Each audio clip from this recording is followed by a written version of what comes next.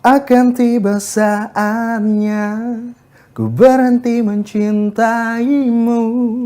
Pernah menjadi guru. Saya waktu itu ngajar PPKN dan bahasa Inggris. Gaji pengacara tinggi nggak sih? Asalkan klien atau calon kliennya menyanggupi, monggo. Berarti pinter-pinternya kamu dong. Pinter-pinter, tapi kita bukan pengacara argo ya Mbak ya. Pengacara itu tidak selalu membela orang yang benar. Versi saya Mbak, keadilan itu dua versi Mbak. Ada pelaku, ada korban. Kalau kita kan kebanyakan ngelihat keadilan itu versi korban aja. Pelaku ini juga wajib mendapatkan keadilan. Kamu membela orang yang sudah tidak ada. Gimana rasanya? Hati nurani kita berkelahi juga gitu. Tangis dan kesedihan keluarga ini yang sudah tidak bisa berupaya apapun, kita belain semaksimal mungkin. Di perjalanannya Mbak, ini saya juga jujur di sini. Saya pun harus melihat perspektif pelaku. Karena kalau dari kami, kita ini di kantor hukum yang memperjuangkan hak asasi manusia. Jadi untuk hukuman mati itu kita nggak setuju.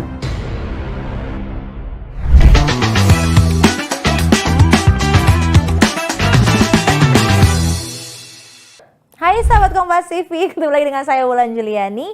Hari ini saya mau ngobrol-ngobrol dengan seorang pengacara muda, ganteng ya, apalagi namanya itu sempat mencuat sekali ya dengan kasusnya bersama dengan almarhum Brigadir Yosua saat itu. Tapi kita bukan mau ngebahas soal itu ya, kita akan ngebahas mengenai kehidupannya yang ternyata percintaan itu lagi tidak baik-baik saja. Ini dia Mas Yonatan Baskoro. Selamat sore Mbak. Halo. Aku manggil apa nih Mas Panggil Yo? Mas Yo aja nggak apa-apa? Mas Yo aja ya. Mas Yo mari. Enggak ya. Mas Yo aja ya. Itu memang kan pencuatnya setelah kasus tersebut ya Mas ya. Iya. Tapi sebenarnya banyak kasus-kasus lain juga nggak sih yang udah kamu tanganin? Banyak sih Mbak, banyak. Jadi kita berkiprah itu udah dari tahun 2016 kalau untuk saya pribadi ya.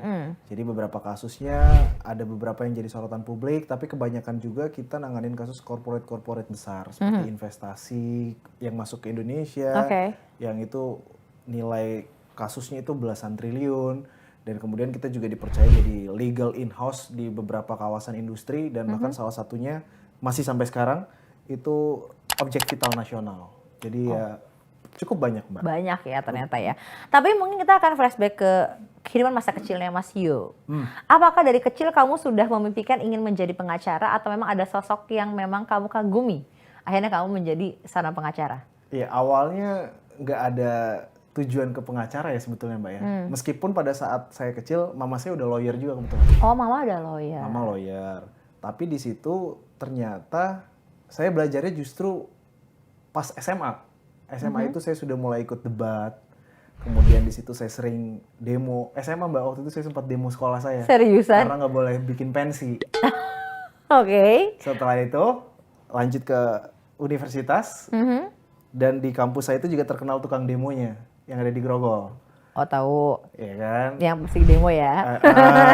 Dan waktu itu ya jadi makin jadilah prinsip idealisme saya kebentuk di situ. Bahwa kita bukan mahasiswa biasa, tapi kita adalah mahasiswa luar biasa. Jadi benar-benar memang dari sebenarnya udah ada di darah lah karena dari mama sendiri. Iya. Tapi mama sampai sekarang masih menjadi pengacara. Mama masih jadi pengacara dan kebetulan kita juga satu kantor sekarang. Oh, jadi satu law firm ya. Satu law firm. Jadi nggak bisa macam-macam kan? Nggak bisa macam-macam, sering dipotong-potong justru. Nggak apa-apa yang ngotong mama sendiri. Nggak apa-apa. Iya, anggap aja buat ya mah uang jajan dari aku gitu ya. Tapi kamu kan pasti mendalami sebagai pengacara itu tidak mudah. Iya betul. Betul kan, ada proses yang kamu alami. Nah proses itu gimana, pernah gak sih kamu menyerah kayak, kan kalau pengacara tuh harus tahu hukum, harus tahu ini gitu untuk orang seperti aku yang mungkin tidak bisa untuk menghafal dengan baik gitu kan, masih susah. Kalau kamu sendiri memang sudah berprestasi kah dari sekolah gitu? Ya waktu itu memang dari SMP itu kita udah ranking ya memang. Kita memang ranking waktu itu, kita di kelas unggulan juga di SMP saya. Cuman memang waktu mulai beranjak ke SMA itu lebih sering ke prestasi olahraga pada saat itu. Sepak bola lah, basket. Jadi untuk mendalami dunia pengacara itu sendiri sebetulnya belum. Tapi memang pada saat kita mulai belajar, pada saat kuliah kan saya ambil fakultas hukum Mbak ya. Iya. Di situ saya sudah mulai belajar sama om sendiri, sama mama sendiri bagaimana cara berpraktek dan lain-lain. Karena memang antara teori dan praktek itu beda jauh banget. Pasti. Iya, dan di dunia praktek pengacara kita ini sendiri udah tahu kan, permasalahan hukum kita ini kompleks banget. Jadi nggak serta-merta berpatokan pada undang-undang plek begitu, enggak. Tapi kita memang harus agak luas. Bagaimana kita juga berhubungan dengan klien. Kadang-kadang klien kalau bayar kita maunya harus A, B, C, D. Tapi kan kita di situ harus bisa nolak dengan halus kalau misalkan memang itu nggak bisa dipaksain. Nah, ini jadi tantangan tersendiri sih. Ada hal-hal yang memang harus juga dipelajari seiring berjalannya waktu. Betul Mbak. Kamu kan tadi S1-nya istilahnya di Jakarta. Di Jakarta. Ya, S2-nya ke Malaysia. S2 saya di Kuala Lumpur, waktu itu barengan sama ngambil online juga. Jadi saya S2-nya dua universitas. Iya. Oke. Pada saat itu 2 degree ya. Dan itu Iya. lulusnya cum laude, IPK-nya A semua, betul? Betul. Itu yang di Malaysia atau dua-duanya? Itu yang di Malaysia. Yang di Malaysia. Itu yang di Malaysia. Oke. Kenapa ke Malaysia nggak ada kampus lain gitu? Maksudnya kan kadang-kadang ada yang, aduh aku pengen meneruskannya mungkin lebih jauh lagi gitu, negara lain. Ya, jadi kemarin itu pertimbangannya saya kuliah waktu itu 2016 ya Mbak ya. Untuk S2 di Malaysia itu saya sudah mulai berpraktek waktu itu. Sudah mulai magang-magang jadi lawyer ya. Terus saya berpikir kira-kira di mana nih kampus yang paling deket yang saya bisa mobile, pulang pergi terdekat tapi kampusnya juga oke. Dan ada yang relate gitu apa sama konsentrasi yang mau saya ambil. Jadi yang paling dekat itu ada di Malaysia, namanya Taylor's University waktu itu. Saya ambil International Business and Trade Law, hukum bisnis dan hukum dagang internasional. Dan di Malaysia itu punya. Dan kuliahnya cuma sebentar Mbak. Pada saat itu saya kuliah hanya 8 bulan. Kalau di Indonesia itu master atau S2 rata-rata 2 tahun. Betul. Dan di sana juga kenapa saya pilih di luar, karena per semester itu hanya 1 mata kuliah. Jadi betul-betul fokus. Oh, Kalau jadi di kita kan cepet banyak, ya. kalau di kita kan banyak ya Mbak ya. Per semester bisa 4-5 mata kuliah. Kalau kita 1 semester 1 mata kuliah. Betul. Nah, kalau yang online-nya yang kamu ambil apa? Saya ambil administrasi publik. Administrasi publik. Oke, Ya. berarti memang niatnya sebenarnya lebih kayak ke law-nya maksudnya jadi pengacaranya lebih ke bisnis ya sebenarnya. Sebetulnya pengennya ke bisnis, tapi ya saya juga suka mengkritisi pemerintah sih. Jadi saya pengen tahu tata susunan kenegaraan ini seperti apa, administrasi negara dan publik seperti apa, makanya saya ambil administrasi publik tadi. Oke, jadi makanya kenapa ngambil banyak ya gitu ya, luar biasa loh. Udah gitu bisa sampai cum laude ya. Aduh, semua tuh kan kayak wow gitu kan, amin ya. Di situ udah punya pacar?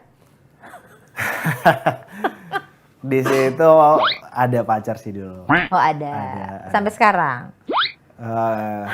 Masa gitu? Sudah bukan yang dulu. Sudah bukan yang dulu? Sudah bukan yang dulu. Jadi dulu sudah putus, terus LDR lagi?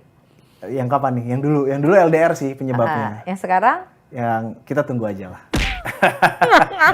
Soalnya ternyata Mas Jo ya, ini tuh mengeluarkan single berarti?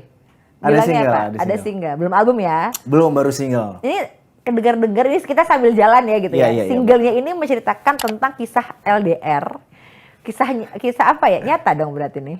Iya, waktu itu saya nyanyinya pas banget liriknya sesuai dengan kehidupan percintaan saya pada saat itu. Yang itu? Yang itu. Kenapa? Kan mau tahu deh, pasti kan gini, di luar sana ini banyak banget pasti yang mengidolakan Mas Yo ya. Semenjak kamu pokoknya namanya naik jadi pengacara muda ganteng gitu kan. Terus pasti kan kayak, kenapa sih kehidupan percintaannya itu ada apa sih? Ya jadi waktu itu ini kita buka khusus di sini aja ya. Terima kasih. Pada saat itu saya memang cinta banget tuh. Karena pada saat itu di fase umur yang udah mulai mengerti kehidupan, Mbak. Paham ya kayak umur 20, 21 itu kan udah mulai paham kan. Ya udah serius lah. Ya udah mulai mengerti, terus akhirnya saya dapet tapi beda agama pada saat itu. Itu juga adalah faktor utama waktu itu yang bikin kita nggak bisa bareng-bareng. Oke, akhirnya masih kebayang terus beberapa tahun setelah kita udahan. Akhirnya ya liriknya kena, judulnya itu akan tiba saatnya. Aku berhenti mencintaimu. Jadi waktu itu nggak tahu nih, nggak ada ujungnya nih sampai kapan nih perasaan ini ada gitu. Akhirnya nggak lama kita putus, udah nikah duluan. Jadi ya nggak jaminan lah pacaran lama-lama menurut saya. 7 tahun pacarannya? 7 tahun. 7 tahun. Nih nyanyi dikit dong lagunya, boleh ya? Harus nyanyi banget nih. Iya. Langsung kayak hostnya iya. Refnya aja ya. Iya, refnya aja. Jadi kurang lebih saya nggak biasa nih sebetulnya nyanyi di podcast karena biasanya kita bahas-bahas kasus hukum gitu kan, sekarang tiba-tiba disuruh nyanyi. Kalau di sini tuh kita yang santai. Karena kalau misalkan gini, kalau kita juga nggak bahas kasus hukum di sini, ya sama dong berarti podcast aku sama podcast Gak ada yang yang lain. bedain gitu Iya, ya? kalau ini kan kita podcastnya pengen tahu sisinya Mas Yo lebih jauh. Oke, sedikit aja mungkin saya nyanyi ya. Iya. Jadi akan tiba saatnya ku berhenti mencintaimu bila Tuhan menghendaki umurku habis di dunia. Kurang lebih kayak gitu Mbak. Asik. Jadi sebenarnya LDR-nya tuh bukan LDR tempat, lebih ke LDR karena beda keyakinan ya. Iya, dan pada saat itu masih bertahan. Kalau saya waktu kuliah di Malaysia kan juga sering pulang pergi ya. Dan maksudnya berarti 7 tahun itu kan bukan waktu yang sebentar ya. Itu lama banget Itu sih menurut hampir aku, Mbak. ya, dikit lagi tuh udah lunas lah kalau nyicil rumah ya. Ya udah lunas. Nyicil itu mobil harusnya. udah lunas. Rumah juga dikit lagi udah lunas gitu Iya, ya. iya. Oke, Mas Yo ini kita flashback, kita kembali ke kehidupannya Mas Yo lagi, nggak yang pribadi-pribadi banget. Ya. Pernah menjadi guru? Pernah jadi guru. Guru apa Mas? Saya waktu itu ngajar PPKN dan bahasa Inggris.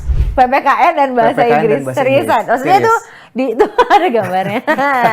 Oh itu iya, itu dia. berarti ngajar SMA, SMP? SMK. SMK? SMK Oke. kejuruan, iya.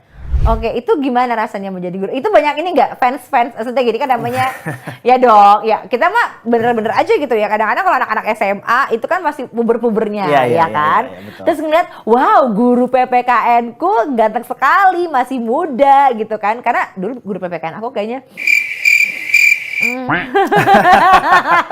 kayak, wah PPKN abis ini ya kayak agak susah gitu kan, makin Iya, susah iya, ngapalin. Ada nggak fansnya? Iya, kalau saya ngeliat sih ada aja yang seneng-seneng gitu ya, yang kayak flirting tapi standar gimana sih anak-anak kecil gitu kan. Jadi kita maklumin karena seneng kali ngeliat, tiba-tiba nih ada guru muda nih Betul. gitu. Terus gaul mungkin mereka kira kan. Jadinya mereka senang sih. Gitu. Ya kalau misalkan guru bahasa Inggrisnya kayak Mas Yo, siapa yang nggak pengen lulus langsung kayak langsung bisa ada aksen apanya gitu. Accent British Iya, gitu ada langsung ya. Britishnya gitu, padahal kayaknya ngajarinnya nggak gitu ya. Tiba-tiba dia bisa bahasa Inggris gitu. Hello, it's really nice if you sit with Diva because he is smart. Yeah, it's good. I can use it. There's art. Itu memang kamu mau jadi guru atau ada tugas atau gimana? Itu memang panggilan dan saya waktu itu memang menawarkan diri. Saya bilang nggak usah pikirin gaji saya, memang saya concern juga di pendidikan kita di Indonesia. Apalagi mereka itu orang Bali ya, kebanyakan memang di Bali. Dan pada saat itu jurusannya itu perhotelan dan pariwisata. Jadi kan bahasa Inggris itu adalah hal yang terutama, Betul. Mbak. Jadi ya bermodalkan saya pernah kuliah di luar negeri, setidaknya bahasa Inggris basic dan perhotelan saya bisa ngajarin. Ya panggilan aja hati nurani, Mbak. Saya ngajar mereka cuma-cuma dan saya juga senang pada saat itu. Ternyata walaupun saya singkat 1 tahun sih saya ngajar. Oh, cuma setahun, oke. Cuma setahun. Ada lomba debat bahasa Inggris dan pada saat itu kita dapat juara, Mbak. Itu kayak ternyata saya ngerasain gimana sih kalau ngelatih anak dari yang nggak bisa jadi bisa terus juara. Itu saya senang banget waktu itu. Bangga Bangga ada banget, kebanggaan bangga banget. tersendiri gitu Bangga ya. banget, iya. Kenapa waktu itu cuma setahun tiba-tiba udah deh gitu? Karena ternyata saya harus segera kembali ke Jakarta, Mbak. Menekuni dunia pengacara saya yang ternyata kasusnya banyak masuk.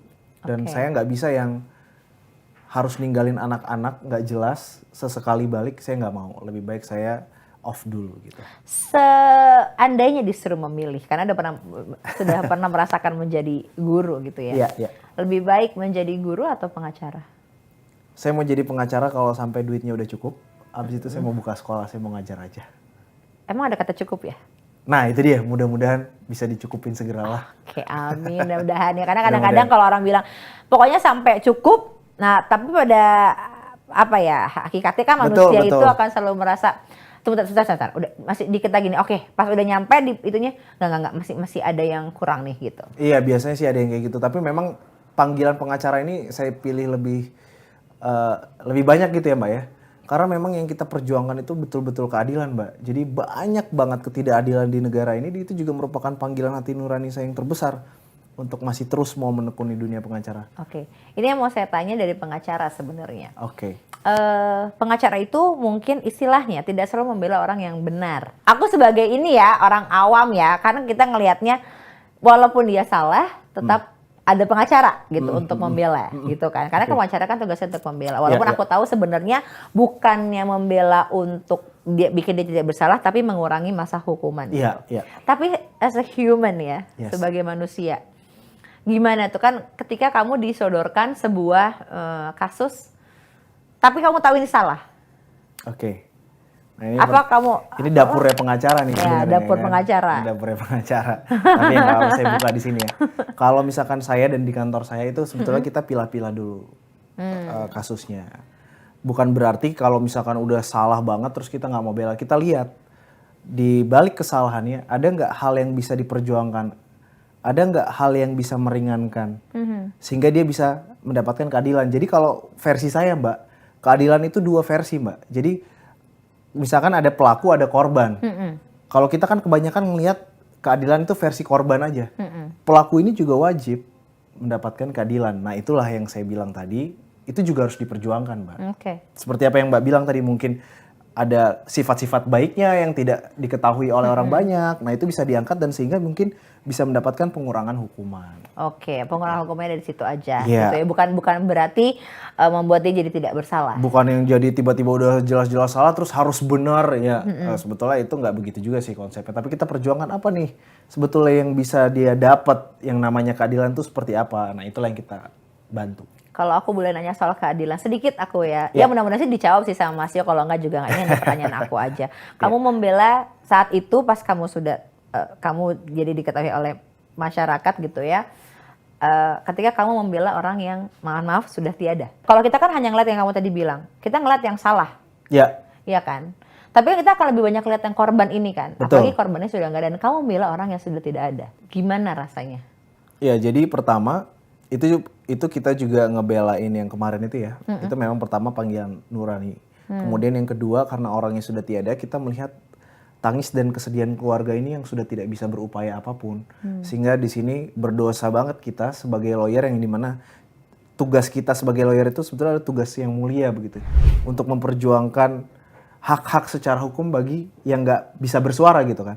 Maka dari situ kita ambil itu kasus, kita belain semaksimal mungkin. Tapi memang di perjalanannya Mbak, ini saya juga jujur di sini. Saya pun harus melihat perspektif pelaku. Karena kalau dari kami, kita ini di kantor hukum yang memperjuangkan hak asasi manusia. Jadi untuk hukuman mati itu kita nggak setuju. Oke. Dan itu juga kita sampaikan ke keluarga, kita fair. Di sisi lain kita mencari keadilan buat almarhum, di sisi lain kita juga bilang, mohon maaf, amang boru namboru kita panggilnya. Iya. Kita tidak setuju dengan hukuman mati. Jadi mohon maaf kalau kita berstatement memang kita tidak setuju dengan adanya hukuman mati di Indonesia. Bukan hanya di kasus ini, kita sudah bergerak terkait dengan hal tersebut dari jauh-jauh sebelum ada kasus kemarin. Jadi gitu sih Mbak, kadang-kadang bela klien pun ada hati nurani kita berkelahi juga gitu loh Mbak. Itu sih kalau contohnya kasus kemarin ya. Betul ya, karena kan maksudnya mungkin kalau kasus-kasus dari misalkan perusahaan kan kita bisa taker lah istilahnya. Betul, walaupun betul. itu juga ada yang rugi di situ gitu karena betul. sebagai mungkin rugi materi gitu kan. Karena kan sebenarnya lambang hukum aja kita tahu ya apa yang cewek pakai ditutup gitu kan ya. So kamu memang nggak boleh Dewi dilihat pakai keadilan, mata ya kan, harus adil gitu. Walaupun kamu juga pengacara. Tapi ada tekanan nggak di situ? Kamu pernah nggak mendapatkan tekanan? Oke, kita nggak usah ngomongin yang kasus ini ya. Oke. Pernah nggak kamu mendapatkan tekanan sebagai pengacara ketika kamu membela sesuatu gitu? Ya, jadi kalau sejauh ini tekanan secara fisik begitu ya Mbak ya, untungnya kita tidak pernah mengalami sih, syukurnya di situ. Tapi justru kadang-kadang tekanan profesinya ini Mbak, tekanan profesi di sini artinya yang sempat tadi saya singgung di awal, kadang-kadang klien ini ekspektasinya kan besar. Betul. Itu tuntutan profesi yang kita harus menggolkan semaksimal mungkin, itu yang jadi tekanan kita justru. Padahal kita sudah kasih penjelasan, Bapak atau Ibu ini tuh akan seperti ini kalau begini. Enggak, saya gini begini. Nah itulah kadang-kadang tekanannya paling itu. Tapi kalau ancaman-ancaman di dalam penanganan kasus, ya itu sejauh ini standar sih Mbak. Jadi kita fightnya kadang fight di pengadilan, kadang kita fight di kepolisian ya kan. Dalam artian pada saat kita diundang jadi pihak, misalkan contoh digelar perkara khusus, itu kan kita berstatement bagaimana. Tapi kalau untuk intervensi yang membelokkan alur perkara sejauh ini sih enggak sih Mbak, masih enggak aman. Ya, jadi masih aman sejauh Masih ini aman. Untuk yang kamu tangani. Kita kan nggak tahu kalau pengacara lain. Yeah. Ini kan versinya Mas Yo. Iya, beda-beda gitu sih, ya. beda-beda sih. Kalau kamu lagi menangani sebuah kasus kan kadang-kadang pasti bisa menang bisa kalah. Itu dong pilihan. Betul. Iya kan? Betul. Pernah kalah? Pernah kalah nggak sih? Ini saya mengajak tim kantor, pernah kalah nggak sih kita? Kita belum pernah kalah sih, Mbak. Keren banget, Kita belum belum pernah pernah kalah. kalah Boleh tepuk tangan kan belum pernah kalah? Kenapa bengong liat aku? Kayak, iya tepuk tangan. Karena belum pernah kalah gitu Belum ya. pernah kalah. Ya, berarti nggak bisa juga ditanya gitu ya, kayak kan belum pernah kalah. Terus gimana nih perasaannya, kan menang terus nih jadi gitu ya. Amin. Tapi mudah-mudahan menang terus ya. Amin, amin. Dan Oke. kita menangnya juga di track yang betul, Mbak. Oke, kalau membela orang itu kan kadang-kadang yang tadi Mas bilang bahwa kadang-kadang ada juga dengan hati itu yang Betul. kontrol juga dengan, Iya. aduh gimana nih kayak kemarin gitu kan. Iya, iya. Tapi kalau itu sudah menjadi permintaan banyak orang gitu, kayak kasus kamu yang kemarin, itu gimana? Karena ya bahasa orang tuh, kan nyawa bayar nyawa bro. Iya. Nah itulah. Kadang-kadang memang di dunia kita yang sekarang, di dunia digital gitu ya Mbak ya. Seperti hierarki itu udah nggak ada. Jadi setiap orang punya hak berbicara yang sama. Jadi mereka itu bebas mau ngomong apa aja dan itu nggak bisa kita rem. Jadi dalam hal ini kita tetap fokus di penanganan perkara sesuai tracknya kita. Jadi apa yang disampaikan oleh masyarakat tetap kita dengar, kita selalu jadikan pertimbangan karena kan mereka juga menyaksikan. Kita paham betul nyawa dibalas dengan nyawa itu juga permintaan keluarga, kita juga nggak bisa larang, Mbak. Tapi dalam hal ini loh dari pandangan kami. Dari pandangan kami hakikatnya jelas, misalkan hak asasi manusia, kita juga sudah meratifikasi Indonesia ya. Jadi dalam hal ini ya kita juga udah nggak setuju hukuman mati, mohon permakluman ya. Kita juga pejuang HAM. Walaupun tiba-tiba ngomong HAM lah, tetap aja hukuman mati ya. Kan kita udah biasa sih kalau dengar-dengar yang kayak begitu. Jadi udahlah ya kalau kasus kemarin ya udah Iya. mau gimana lagi gitu kan. Tapi Betul. kan yang penting mudah-mudahan memang di situ sudah ada keadilan yang betul-betul adil dengan Iya. keputusan yang Betul, kita kemarin itu. betul-betul serahkan kepada hukum kita, bagaimana prosesnya kita hormati semuanya. Tapi menurut kamu hukum di Indonesia seperti apa? Waduh, ini pertanyaannya berat banget ini. Sebetulnya Ringan produk hukum kita itu sudah baik, Mbak. Secara regulasi aturan mungkin memang perlu ada pembaharuan karena seiring berkembangnya zaman ya. Tapi dalam hal ini oknum-oknum itulah yang kadang mempersulit dan memperkeruh penegakan hukum di Republik kita. Jadi sebetulnya hukum kita itu hanya perlu sedikit-sedikit perbaikan. Tetapi di dalam menjalankan produk hukum kita yang sudah ada, di perjalanan itu masih saja ada oknum-oknum yang bermain. Kita lihat nih, koruptor Iya. masih terus bergerilya kesana kesini, narkoba juga masih terus ada, gitu kan. Nah ini sebetulnya harusnya sudah Mungkin harus banyak yang restart dipoles. semuanya. Harus banyak dipoles kali ya gitu ya. Iya nggak sih? Nggak maksudnya Iya. kadang-kadang aku juga ngeliat ketidakadilan, misalkan kita ngomongin tadi narkoba. Tapi ada beberapa zat yang mungkin seharusnya akhirnya merugikan orang, kayak ya, ada kasus kan waktu itu yang suami menanam tanaman itu untuk istrinya yang sakit karena mereka nggak punya uang, at the end diambil, dia ditangkep, istrinya meninggal. Itu kan sebenarnya harusnya menjadi sebuah PR juga ya kalau menurut aku gitu Iya, kan. iya. Ya nggak Mas pengacara? Setuju. Ya, ini menurut aku ya, karena kita kan ngomongin soal HAM ya gitu kan. Setuju. Jadi ya begitulah. Tapi gaji pengacara tinggi nggak sih? Kalau gaji Aku pengacara, langsung nggak mau lihat muka, langsung kayak tinggi nggak sih? gaji pengacara itu sebetulnya relatif, Mbak. Kalau ada klien kita ada duit, kadang-kadang kalau kita nggak ada klien ya nggak ada pemasukan, Oke. gitu sih. Ya jadi relatif sih, Mbak, relatif. Tapi sejauh ini ya berkecukupan lah. Berarti pinter-pinternya kamu dong. Pinter-pinter, tapi kita bukan pengacara argo ya, Mbak ya. Ah, gimana tuh maksudnya? Pengacara argo itu ya penanganannya mungkin saya nggak tahu ya, mudah-mudahan enggak ya. Saya percaya teman-teman atau rekan-rekan seprofesi saya baik-baik semua. Tapi yang jelas kadang-kadang kan ada aja oknum-oknum yang bandel, misalkan udah selesai tapi ternyata diperlambat supaya ada lagi pembayaran. Tapi kan mudah-mudahan kalau rekan-rekan kita sih enggak. Tapi apakah bayarannya sebesar itu? Maksudnya kalau kita melihat, maaf nih, beberapa pengacara yang sudah terkenal gitu ya. Apalagi ada satu pengacara, kan kita semua tahu lah gayanya, wah jadi kita tuh kayak gila nih kaya banget orang ini gitu ya. Kayak gajinya tuh berapa sih nih gitu. Apakah sebesar itu? Nah, kalau itu kembali lagi sebetulnya relatif, tapi memang itu adalah kesepakatan para pihak. Jadi misalkan lawyernya katakanlah minta nominal sekian, asalkan klien atau calon kliennya menyanggupi, ya Monggo. monggo gitu. Jadi memang nggak ada tarifnya sih.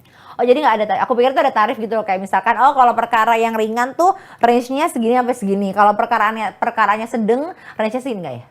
Kalau secara umum itu bisa, betul begitu. Tapi kalau misalkan dipukul rata antara kantor pengacara A, B, C, dan D itu pasti beda-beda sih Mbak. Kalau kantor pengacara kamu berapa sih range-nya? Kalau kita kebanyakan nolong orangnya ya Mbak ya. Kita kebanyakan nolong orangnya, jadi kita ya nggak materialistik banget. Berarti tapi kalau- kita butuh pemasukan, tapi nggak yang banget banget. Segitu ya. Jadi kalau aku butuh pertolongan atau mungkin ada sahabat Kompas TV butuh pertolongan. Lah kan tadi bilangnya nolong kan bener Iya, dong. kita Ya akan walaupun bantu. ada lah ya. Sistem tolong menolong gitu ya. Terus ingat nggak kasus pertama kamu apa? Setelah pegang lisensi advokat itu kasus Sinopec. Sinopec itu BUMN di China.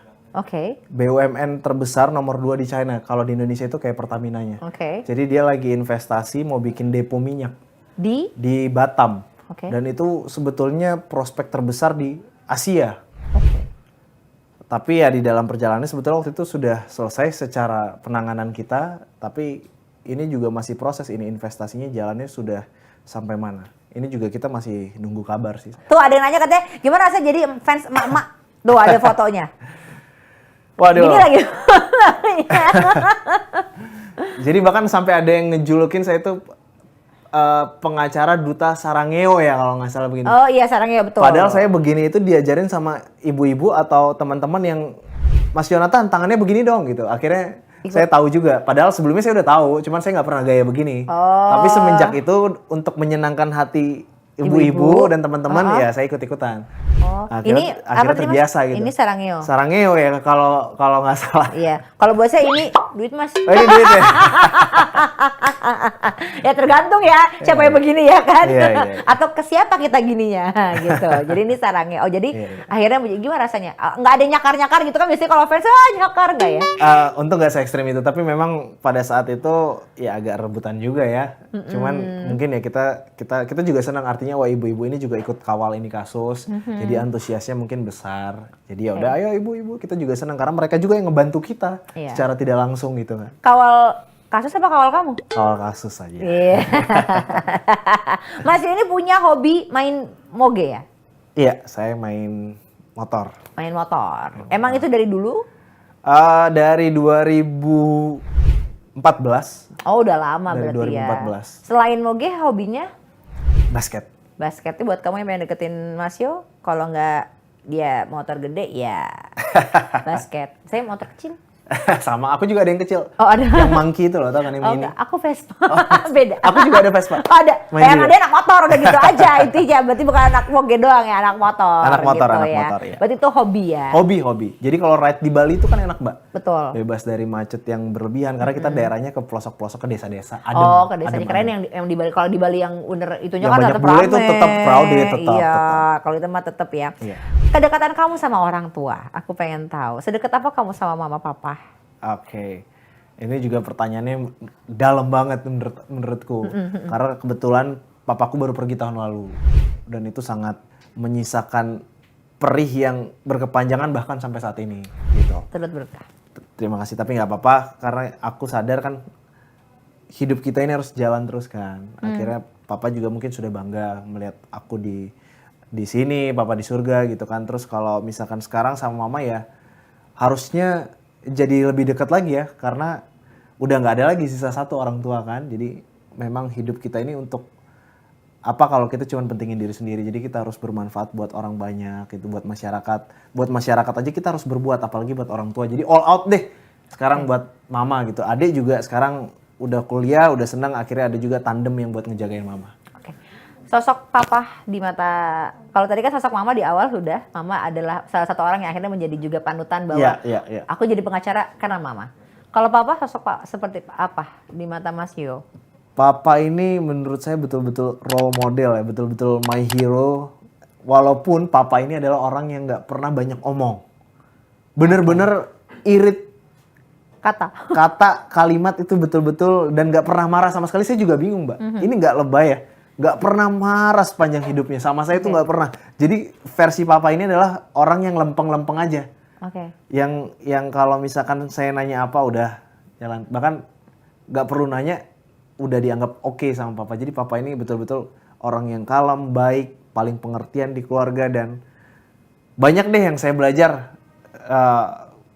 Gitu deh pokoknya. Kalau misalkan dibahas ini bisa nangis kita di sini. Nggak apa-apa. Jangan dong. Kan kita kan berarti melihat sisi lain dari seorang Mas Yu. Berarti tapi dekat dengan, walaupun papa irit omong. Ya sebenarnya rata-rata semua, aku ngelihatnya ya, mungkin jarang ada yang bapak-bapak yang memang nggak irit ngomong. Ya ada sih, tapi mungkin nggak semua gitu. Tapi dekat nggak dengan papa? Ya, saya sangat dekat dengan papa saya. Saya sangat dekat dengan papa saya. Kemudian sampai semuanya juga papa saya tahu saya seperti apa, tapi memang kesedihan saya yang paling mendalam adalah ketika ini kan saya udah mau selesai nih S3 saya sebetulnya. Sekolah terus ya Mas, semua luar biasa. Awal tahun ini selesai, setelah itu ya mudah-mudahan ada jodoh gitu kan, saya pengennya ada papa di pelaminan mendampingi, cuman apa boleh buat gitu, udah keduluan pergi. Ya gitulah pokoknya, kalau bahas papa tuh nggak ada habisnya, memang cuman itu aja sosok kadang-kadang yang jadi pengingat. Kadang-kadang kalau kita misalkan lagi marah-marah atau apa, yang ngerem itu cuman papa tuh orangnya kalem, nggak pernah marah sama orang, lu jangan gitu loh dalam hati. Kita timnya sama Mas. Oh gitu ya? Nah, kita sama tim. Sama tim ya? jadi I feel you. Iya. Oke, Gitu sih, dekat dengan mama? Dekat dengan mama, tapi memang waktu itu karena mama kan kesibukan juga di Jakarta. Jadi pulang pergi Bali, Jakarta. Begitupun juga dengan aku. Jadi Jakarta, Bali. Ya deket juga, cuman memang aku orangnya agak tertutup, Mbak. Jadi kadang-kadang kalau saya melangkah, itu saya nggak pernah bilang. Apapun itu. Oke, Kayak tunggu kecebur dulu dong. Tunggu kecebur dulu baru saya bilang. Beneran. Itu juga, saya nggak pernah cerita apapun. Kayak misalkan kesini, mana mama tahu? Coba dong video call, biar tahu. Hai Ma. Kayak mama gitu. lagi tidur, lagi istirahat. Mama lagi istirahat. Ya. Oke, jadi jangan diganggu privasinya ya. Nggak usah minta macam-macam yang di belakang. Dimarahin loh. Kalau gitu, seandainya bisa menyampaikan sesuatu ke papa, tapi juga jangan buat aku nangis ya, tolong nggak? Aduh, ini berat banget nih. Iya, maksudnya gini, kamu pasti aku yakin kamu sudah membuat papa bangga. Amin. Seperti yang tadi Mas Yo bilang kan, kamu sudah membuat papa bangga. Walaupun ada hal yang mungkin ingin kamu lakukan, betul, tapi ternyata papa sudah enak duluan gitu. Ya kan, sudah di tempat yang sangat-sangat baik gitu. Kamu mau bilang apa ke papa? Pak, kalau panggilan rumah aku Andre, Mbak. Oke. Pak, sekarang Andre udah makin dewasa. Mudah-mudahan papa di sana bisa ngelihat perjuangan Andre di sini. Sekarang ternyata Andre dibutuhkan oleh banyak orang untuk memperjuangkan keadilan dan memperjuangkan masyarakat. Tolong papa bimbing setiap langkah Andre, selalu hadir lah sesekali di mimpi Andre, ingetin kalau Andre sudah mulai keluar track, keluar jalur, dan Andre juga jaga mama, jaga Deico. Mudah-mudahan juga Andre bisa kelak jadi sosok seorang ayah yang seperti papa. Mohon maaf Pak kalau selama ini Andre banyak salah, karena memang waktu terasa cepat karena papa pergi juga sangat mendadak, dan pada saat itu untungnya Andre ada di samping papa pada saat akhir hayat ya.